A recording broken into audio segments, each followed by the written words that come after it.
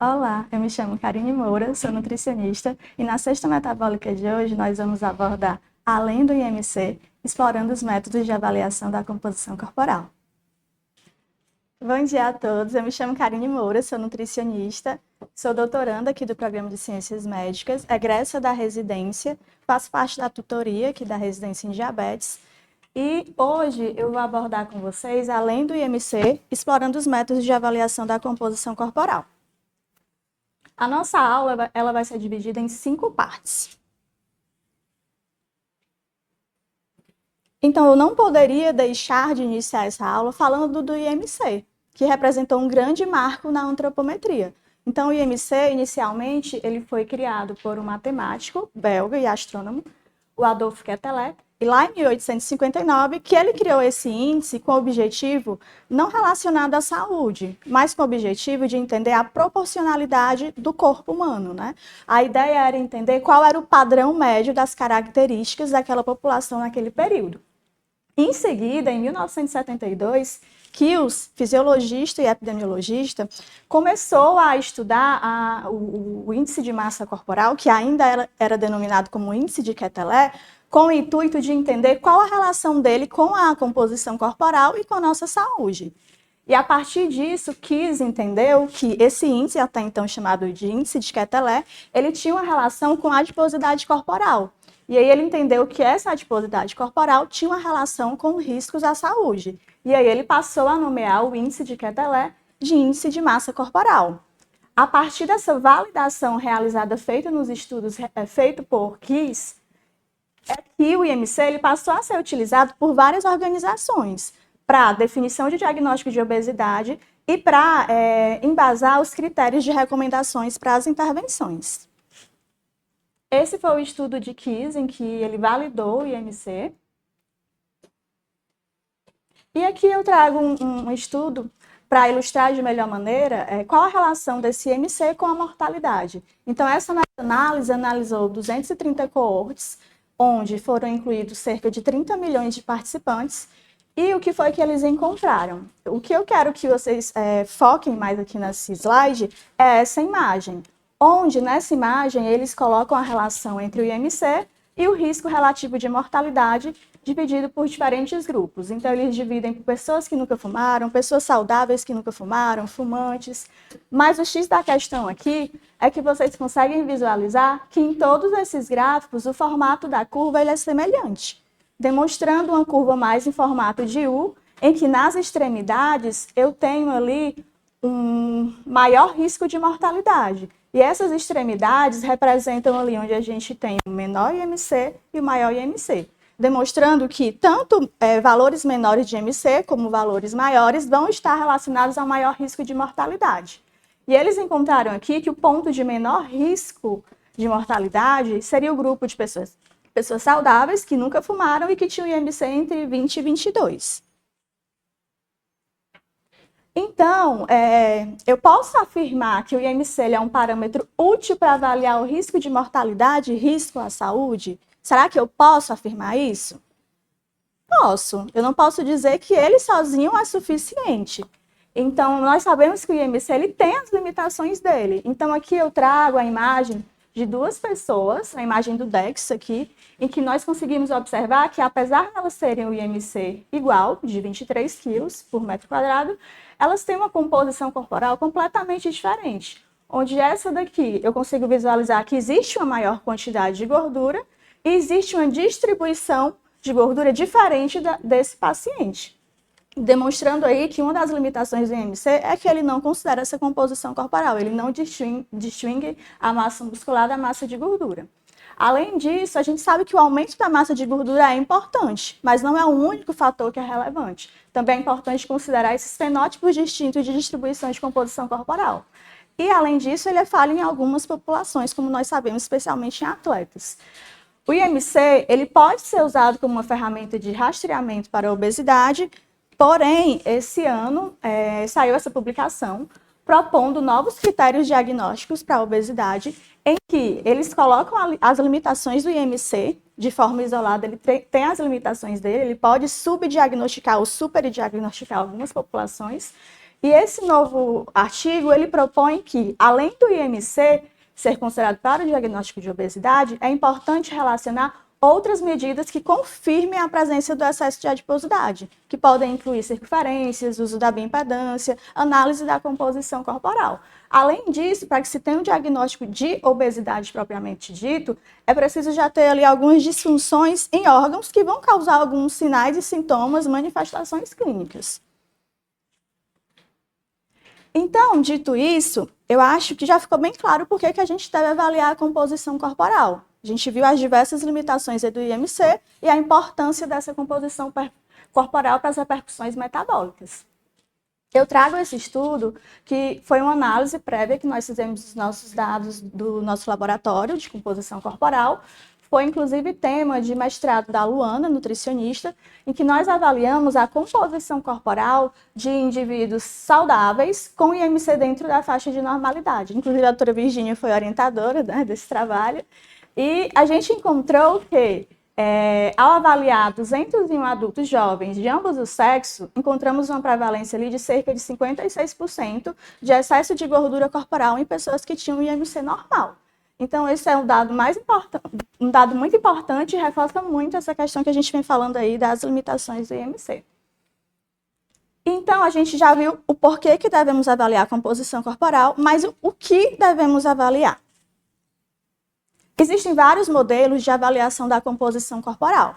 Então, a composição corporal pode ser avaliada em 2 compartimentos, a massa de gordura e a massa livre de gordura, em 3 compartimentos, onde avalia-se a gordura e essa massa livre de gordura ela é separada em massa magra e osso, e o modelo de 4 compartimentos, que permite fracionar essa massa magra ainda mais, dividindo o que é proteína e água. Como? Mas como que a gente avalia essa composição corporal? Existem vários métodos, a gente pode classificar de maneira mais didática em método direto, métodos indiretos e métodos duplamente indiretos. O método direto, como o nome já diz, a análise da composição corporal é feita diretamente no tecido.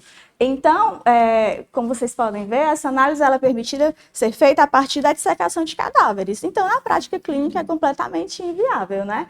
Os métodos indiretos, que incluem os métodos que nós chamamos de padrão ouro, eles foram validados a partir do método direto. Por isso que eles são chamados de padrão ouro e se aproximam mais da realidade. Os métodos duplamente indiretos são aqueles que foram validados a partir dos métodos indiretos. Ou seja, eles não foram validados diretamente aqui da dissecação de cadáveres. Então, por esse motivo, eles não são tão precisos como os métodos indiretos considerados padrão ouro. Então, vocês vão perceber que eu montei a apresentação trazendo os métodos mais complexos, os métodos mais simples. Então, a pesagem hidrostática foi o primeiro método a ser desenvolvido e a ser utilizado, tanto é que a maioria das fórmulas utilizadas para estimativa do percentual de gordura corporal foram desenvolvidas e validadas a partir desse método. Esse método, ele se baseia no princípio de Arquimedes, que é um princípio em que coloca que um objeto submerso em água, ele sofre uma força para cima igual ao peso da água deslocada. Mas, na prática, como é que isso funciona? Aqui, como vocês podem ver ao lado, eu mostro como que esse exame é realizado. Basicamente, o avaliado ele é pesado antes dessa avaliação e depois ele é colocado dentro desse reservatório de água, onde tem uma espécie de cadeira, onde o avaliado fica sentado e conectada a essa cadeira existe uma balança, onde essa balança vai realizar a pesagem desse indivíduo dentro desse reservatório. Então, durante alguns segundos, ele é submerso dentro da água, ele precisa esvaziar, né, todo o pulmão, e é submerso dentro da água e passa alguns segundos ali. E aí, a partir da diferença desse peso fora da água e dentro da água, é calculada a densidade corporal e é estimada a composição corporal. O que é importante ressaltar é que, apesar da complexidade desse método, ele só avalia 2 compartimentos, massa de gordura e massa livre de gordura. E ele não gera nenhuma imagem para avaliação. Então, é um método que, por muito tempo, foi chamado de padrão ouro, que é muito utilizado em pesquisa, já foi mais utilizado, porque vocês percebem a complexidade de se fazer um exame desse, comparado aos outros métodos, tanto é que até mesmo em pesquisa hoje ele também não é tão utilizado. Ele não avalia a distribuição de gordura corporal, como eu falei, ele traz esses dois valores.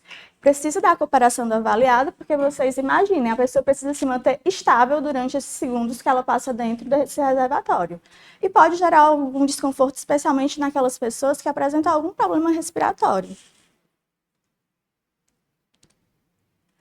A pleximografia por deslocamento de ar também é um método de 2 compartimentos. O sistema mais utilizado é o body pod. E vocês vão perceber que o mecanismo é um pouco similar ao da pesagem hidrostática. A diferença é que aqui, ao invés de usar água, eles utilizam o deslocamento de ar. Então, o princípio parte de que o avaliado ele entra dentro daquela espécie de cabine, que é o aparelho, né? E aí ele passa cerca de 5 minutos dentro desse aparelho, onde esse aparelho ele vai medir o deslocamento de ar e a partir disso ele faz a medição de um volume, estima a densidade corporal e faz a estimativa da composição. Porém, ele precisa ter alguns pontos de atenção. É preciso ter uma roupa adequada, porque a roupa ela não pode permitir que haja nenhum acúmulo de ar, para não interferir nos resultados. Retirar todos os adornos. A duração do teste, como eu falei, dura em torno de 5 minutos, mas também é mais utilizado em ambiente de pesquisa. A tomografia computadorizada, que é considerado padrão ouro para avaliar a composição corporal a nível de tecido e órgão. Ela consegue estimar essa composição corporal pela diferença da densidade dos tecidos e como esses tecidos vão atenuar esses raios. E como é que acontece? Os tecidos eles vão ter diferentes densidades. Então, o tecido de gordura ele é menos denso, o tecido de músculo ele tende a ter mais densidade. E aí, o tecido, por exemplo, menos denso, ele permite maior passagem de radiação. Então, ele fica mais escurecido. Então, essa região mais escura, por exemplo, ele destaca aqui a obesidade subcutânea. O interessante da tomografia é que ela consegue diferenciar o que é subcutâneo, o que é intramuscular, o que é tecido adiposo visceral. E é interessante que ela também pode avaliar a gordura infiltrada ali na musculatura, né, mioesteatose. A partir da avaliação da terceira vértebra lombar, é possível estimar a composição corporal de uma maneira geral. Como assim? Esse ponto anatômico, lá na L3, ao ser avaliado, a partir dele, pode-se estimar a área da massa muscular, a área da gordura e o índice relativo de massa muscular. A grande questão da tomografia é que é um exame que apresenta alta dose de radiação, tem um alto custo e tem a necessidade de técnicos especializados. Inclusive, a Abraço, que é a Associação Brasileira, né, de Osteometabolismo, ela coloca que a tomografia computadorizada expor um paciente para fazer, um paciente saudável para fazer a tomografia somente para avaliar a composição corporal, é até considerado antiético, né, já que a gente tem outros métodos. A ressonância magnética, que é um dos métodos que a gente pode dizer que são mais versáteis, porque tem a vantagem de não envolver radiação e também gera uma imagem, assim como a tomografia, e consegue nos diferenciar ali o que é gordura subcutânea, visceral e ectópica. Além disso, ela faz essa análise quantitativa e qualitativa, então ela também avalia essa infiltração ali de gordura intramuscular. Ele é um método que, como eu falei, ele consegue estimar essa composição corporal pelas propriedades físicas e químicas desse tecido, especialmente pelo conteúdo de hidrogênio. Então, o conteúdo de hidrogênio nesses tecidos vai ser diferente. Então, a partir disso, ele consegue diferenciar o que é gordura e o que é músculo. Ultrassom, que mais recentemente tem sido mais discutido o uso dele para a avaliação da composição corporal. O princípio da avaliação da composição corporal utilizando ultrassom é semelhante ao ultrassom utilizado na prática clínica com outros objetivos. A diferença aqui é que no ultrassom que normalmente nós usamos para avaliar a composição corporal, existe um software específico linkado a esse dispositivo que faz essa análise. E aí ele consegue quantificar a espessura tanto da musculatura como da gordura, como vocês podem ver nessa imagem. Essa imagem, ela simula um recorte da região peitoral. Então, essa região esbranquiçada nas bordas é tecido adiposo, é gordura. E aí vocês conseguem visualizar, entre as linhas vermelhas, a gente tem a musculatura, a espessura da musculatura. Então, ele quantifica isso e ele consegue ver de forma qualitativa também esses pontos brancos que vocês veem entre a musculatura, é gordura intramuscular. Então, é interessante também para avaliar esse músculo de forma qualitativa. A grande questão é que o ultrassom, ele acaba tendo algumas limitações, apesar dele ter um baixo custo, ser de fácil execução, inclusive quando uma das grandes marcas que comercializam o ultrassom específico para avaliação da composição corporal, eles fornecem um treinamento de como fazer de maneira adequada, como interpretar, só que é operador dependente, então a depender de como você realiza o procedimento, se eu pressiono mais esse tecido, se eu pressiono menos, isso pode causar alguma alteração e existe uma falta de padronização. Normalmente, como que é feito na prática? Assim como as pregas cutâneas que a gente afere com o adipômetro, o ultrassom, o transdutor, ele é passado em alguns pontos anatômicos. A gente não faz onde quer e nem de qualquer jeito. Então, a grande questão é que os pontos anatômicos que normalmente são definidos para se utilizar ultrassom são os pontos anatômicos que foram validados para o uso das pregas cutâneas. Então, basicamente, a gente usa o ultrassom nessas regiões que foram validadas para adipometria e coloca dentro de fórmulas que também foram validadas com o adipômetro e aí ele calcula esse percentual de gordura. Então, talvez, quando a gente fala em uso de ultrassom para calcular percentual de gordura, talvez não seja o mais interessante. Talvez seja melhor avaliar a espessura de cada região e fazer um comparativo, um acompanhamento a longo prazo. A abscessometria por raio de dupla emissão, o DEXA, né? Então, o DEXA, acho que a grande maioria que já teve alguma oportunidade, né, de visualizar o relatório, já até mesmo conheceu o nosso laboratório, que é um dos métodos que a gente tem lá. E é um método que também estima essa composição corporal pela diferença da densidade dos tecidos. E é um modelo que ele avalia em 3 compartimentos, massa de gordura, osso e massa magra. O interessante do DEXA é que ele consegue visualizar essa gordura total, então ele dá um percentual de gordura, dá a quantidade de gordura em quilos, mas ele também mostra de forma regional como que essa avaliação é feita. No próximo slide eu vou mostrar um relatório para deixar mais claro isso. As vantagens do DEXA é porque ele utiliza baixa dose de radiação, ele é extremamente preciso, como eu falei lá atrás, ele é um método considerado padrão ouro, porque foi validado a partir da dissecação, né, dos cadáveres. Tem algumas limitações que vão depender do aparelho, então cada modelo vai ter as suas capacidades técnicas e o colaborador, o avaliado, ele deve colaborar com essa avaliação durante o exame. É preciso avaliar se o indivíduo fez exame com contraste na última semana, porque o uso de contraste recente vai interferir na imagem e nos resultados. E um ponto que eu destaquei aqui é a hidratação e o conteúdo gastrointestinal. Porque muita gente confunde o preparo para um exame de densitometria óssea e o preparo para o exame de composição corporal, que é diferente. Então, inclusive, quando a gente fala em avaliação da composição corporal, a hidratação e o conteúdo gastrointestinal influenciam. Então, o que é que isso quer dizer? O ideal que a Abraço coloca é que, para fazer a avaliação da composição corporal, o ideal é um jejum noturno. E que, caso não seja possível esse jejum noturno, pode ser realizado a refeição mais leve, mas é importante padronizar. Porque se o nível de hidratação é diferente, se existe uma refeição que é feita muito próxima à realização do exame, ou se foi feita até mesmo a prática de exercício físico antes do exame, tudo isso vai influenciar. Então, o relatório do DEXA, que normalmente é utilizado para avaliar a composição corporal, é esse relatório, que é o de corpo inteiro, composição corporal. Esse é um dos relatórios que o DEXA fornece relacionados a essa análise, né, de composição, mas existem outros também, mas esse é o mais utilizado. Então, ele basicamente traz a imagem do paciente, onde é legal porque a gente consegue visualizar ali onde é amarelinho região de gordura e onde é laranjinha massa muscular. E para quem já está com o olhar treinado, acho que consegue talvez identificar esse tipo de paciente aqui, onde a gente tem mais acúmulo de gordura na região axilar e na região genital. É um paciente com lipodistrofia parcial familiar. Ao lado, ele traz a curva para avaliação do percentual de gordura. Embaixo, ele traz uma tabela referente só as medidas de gordura. E embaixo, em relação à massa muscular.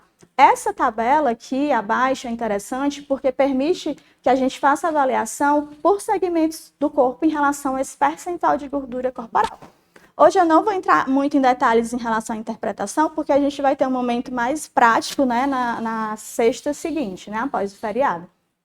Então, aqui ao lado eu trouxe também uma análise que pode ser feita, que é o Fat Shadow, que é feita a partir da adaptação de cores, do mapa de cores no DEXA, onde a gente consegue destacar somente o que é gordura. E esse método a gente utiliza especialmente para os pacientes com lipodistrofia. Muitas vezes, quando tem algum paciente que gera mais dúvida ali, se pode ter lipodistrofia parcial ou não, esse método é interessante, porque ele destaca algumas características, né, que são importantes aí na avaliação diagnóstica.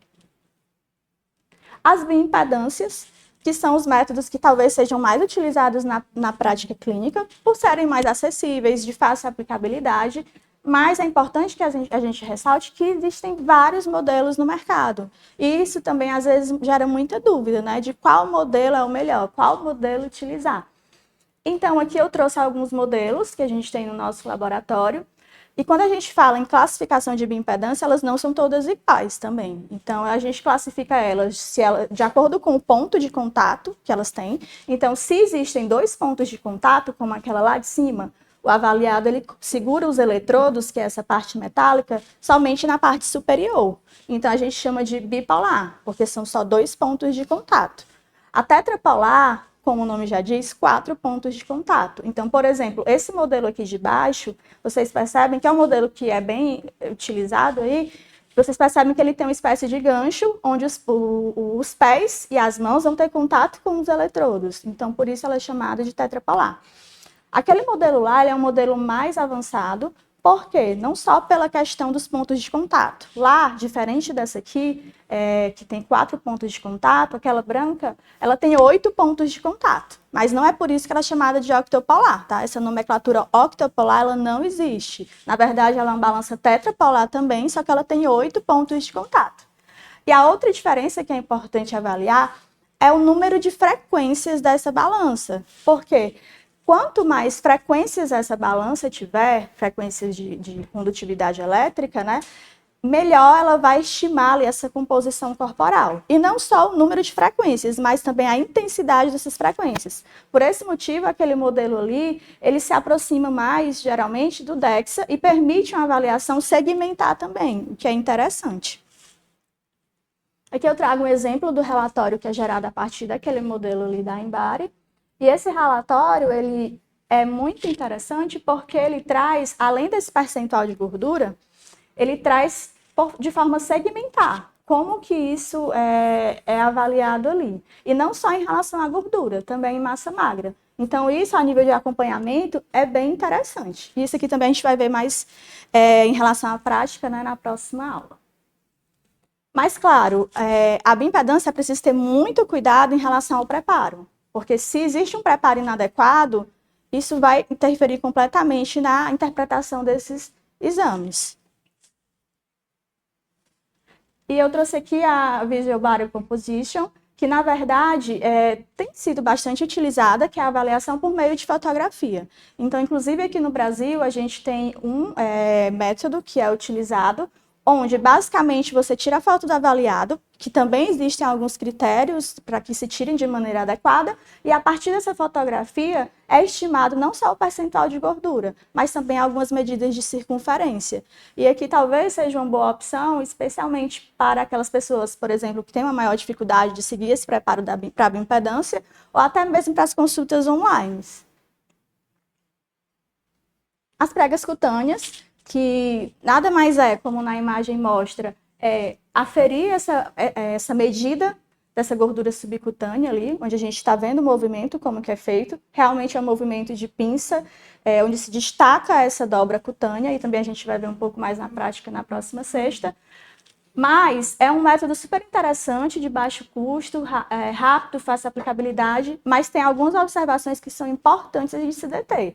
Existem vários protocolos com diferentes locais. Então, o primeiro ponto é eu preciso escolher qual o protocolo mais adequado para o meu paciente e mantê-lo para esse segmento. Medidas alternadas. Então, é muito comum na prática clínica a gente ver que essas medidas serem realizadas várias vezes consecutivas no mesmo local, né? Isso não é interessante porque a prega ela vai se adaptando, né, a essa pegada. Então, realmente essas medidas devem ser feitas mais de uma vez em cada ponto anatômico, só que de forma alternada. E ela tem algumas limitações. Então, por exemplo, em pessoas com obesidade e pessoas que têm uma certa flacidez ali, não é um método tão interessante. Não avalia a densidade de pouso visceral, claro, como o nome já diz, né, prega cutânea. É importante a habilidade do avaliador. Então, a técnica correta, ela faz total diferença. O equipamento também faz diferença e a escolha da equação. Aqui eu trago a imagem de alguns pontos anatômicos que a gente costuma utilizar para avaliação das pregas, mas isso vai variar de acordo com o protocolo também. Mas eu trouxe as imagens mais para vocês visualizarem como a pegada é feita e como o aparelho é posicionado. Essa medida, lembrando que ela é feita em milímetros e é uma medida super rápida, você não pode passar um minuto segurando essa prega, né? Essa medida é feita em torno de 2 a 3 segundos, registra a leitura e realiza o próximo ponto. Em relação às equações preditivas, lembra que eu falei, as pregas cutâneas são métodos duplamente indiretos. Então, a gente coloca em fórmulas preditivas para calcular a densidade corporal e depois a gente coloca em outras duas fórmulas que normalmente são utilizadas para calcular o percentual de gordura. Existem várias fórmulas e cada fórmula vai ter uma aplicação e foi validada com determinada população. Então, percebam também, ao lado eu coloco, além do autor que validou essa equação, eu coloco qual a população em que foi validada, a faixa etária e o número de dobras. Então, percebam que, por exemplo, Jackson e Pollock, que é bastante utilizado, utiliza 7 dobras. Mas Petrosky, que foi uma fórmula validada para a população brasileira, utiliza 3 dobras. Aí muitas pessoas se questionam, né? Será que a de 7, por ter mais dobras, é melhor do que a de 3, né? Mas não é bem assim. Esses pontos eles foram validados porque eles foram representativos de um percentual de gordura corporal. Então, não é o número de dobras que vai dizer quem vai ter uma maior ou menor precisão. O que vai dizer isso é a técnica adequada, o aparelho que está sendo utilizado e a população, se está adequado ali àquele protocolo. O mais importante é você escolher um protocolo adequado e continuar usando o mesmo no segmento. E aqui é um ponto importante, é que é muito utilizado para o cálculo do percentual de gordura corporal. Mas lembra que eu falei, o percentual de gordura corporal é um único número. Então, será que, né, é interessante eu resumir o meu paciente a um único número, quando, na verdade, eu posso pegar cada medida e fazer esse acompanhamento também individual? Aqui são modelos de alguns equipamentos, então a gente tem vários equipamentos no mercado. O Harpeden e o Lange foram os 2 primeiros adipômetros que foram criados, então muitas daquelas fórmulas que eu trouxe lá no outro slide foram validadas a partir do uso, né, com o uso desses 2 adipômetros. E vocês vão perceber que esses adipômetros, além de terem a característica parecida em comum, o Lange é um pouco mais diferente, né? Todos vão ter a pressão similar. Então, isso é importante, que essa pressão seja em torno ali de 10 gramas por mm ao quadrado. E aí, a gente tem essas 2 marcas que normalmente são utilizadas em pesquisa, e eu trouxe os exemplos aqui de algumas marcas brasileiras que normalmente são utilizadas na prática clínica e que atendem aos critérios necessários. Uma dúvida que é muito frequente também é porque no Brasil existe a classificação entre adipômetro clínico e adipômetro científico. Aí existe muita dúvida, qual que é melhor, qual que eu utilizo. Então, na verdade, essa nomenclatura ela foi criada aqui no Brasil, mas pelo ponto de vista comercial mesmo, porque lá fora a gente não tem essa diferença. A grande diferença entre esses 2 adipômetros é que um tem uma precisão de 1 em 1 milímetro e o outro tem a precisão de 0,1 milímetro. Mas, na prática, quando a gente faz a média, não faz tanta diferença assim. Então, tanto o clínico como o científico, eles são aplicáveis, são interessantes. A perimetria, né? Eu deixei por último, mas não menos importante, que muitas vezes, talvez por ser tão simples, tão de baixo custo, tão rápida, às vezes a gente acaba ali deixando um pouco de lado, né? Quando, na verdade, elas têm uma grande importância. Elas permitem ali a gente utilizar elas tanto de forma isolada, como ali de forma combinada, em forma de índices, como ali eu trago alguns índices que são utilizados, E elas são importantes para avaliar ali crescimento de tecido, padrão muscular e essa distribuição de gordura que a gente tanto falou aqui. Eu trouxe o índice de redondeza, que é um dos índices mais novos que foram validados, né? É um índice que foi validado ali em 2013. E ele traz um conceito que foge um pouco, assim como o IMC surgiu lá, que foi com matemático, com astrônomo, ele traz um conceito um pouco diferente. O índice de redondeza, ele parte do princípio ali da astronomia, desse formato, né? Então, a partir desse princípio da astronomia, eles desenvolveram esse modelo, de forma grosseira falando, é como se, o nome próprio já diz, né? Avaliasse o quão redondo o seu corpo é. E aí, quanto mais redondo, né? Mais esse formato está relacionado a um risco. Então, aqui eu trago como que funciona. Diferente do IMC, ele não é um simples cálculo que a gente consegue fazer manualmente, né? Então, existe o link, o site para acessar, que direciona para essa área. E aí, nessa área, você coloca o sexo, a raça, a idade, peso, altura, e pode colocar ou não colocar a circunferência do quadril e é utilizada a circunferência da cintura. Então, como vocês podem ver, eles geram ali uma estimativa de percentual de gordura visceral, e gera também um valor do índice de redondeza, que é um númerozinho que eles comparam lá, porque quanto maior esse índice de redondeza, maior ali o risco cardiometabólico. E na imagem, vocês percebem que tem ali um formato mais verde, que é o formato que ele considera uma zona saudável, e essa linha mais escura é o do indivíduo. Então, como você coloca seus dados, essa linha mais escura ela vai se adaptar conforme a sua forma. E quanto mais ela se afasta desse formato verde, ali maior o risco para aquele paciente.